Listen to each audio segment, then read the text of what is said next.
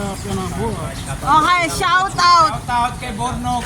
Mga pangalan. Sa mga kabrad namin. Sa basket na, Arvin. Ano man sabi nyo sa mayor nyo? Naglilinis na siya dito ng dumi sa Cotabato City. Yes, sobra. Yung mayor pala nila pinapaayos yung City Hall sa main city sa Cotabato City.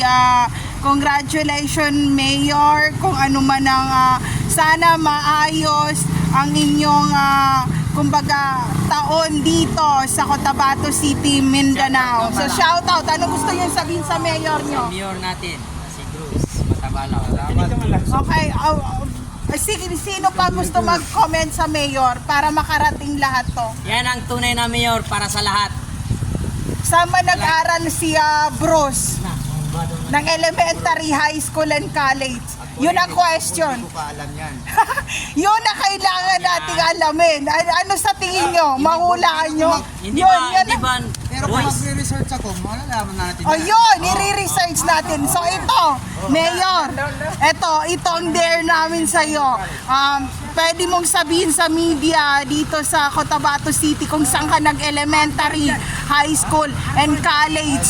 And paano ka naging Bruce? Anong reliyon mo? And sabihin mo yon sa mga tao all over the world from Luzon, Visayas, Mindanao, and international. And if you are converted, kailan ka nag-convert? Anong year yon? At kailan yung anong reliyon yon? So ayun, yun ang gustong malaman ng taga Cotabato City, Mindanao.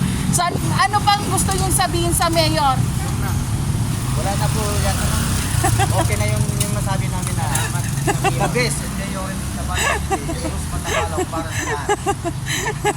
So ayun, papunta na ako sa school ngayon kasi kung gusto mo magkaroon ng pangalan, dapat alam mo kung saan ka nag-elementary, high school, and college, at kung sino yung nakasama mo, at kung sino yung mga nakarelasyon mo, at kung ilan ang anak mo, at kung sino yung pang forever mo, at kung saang simbahan kayo ikakasal, at anong taon kayo nagsama. So ganon, mag-politician.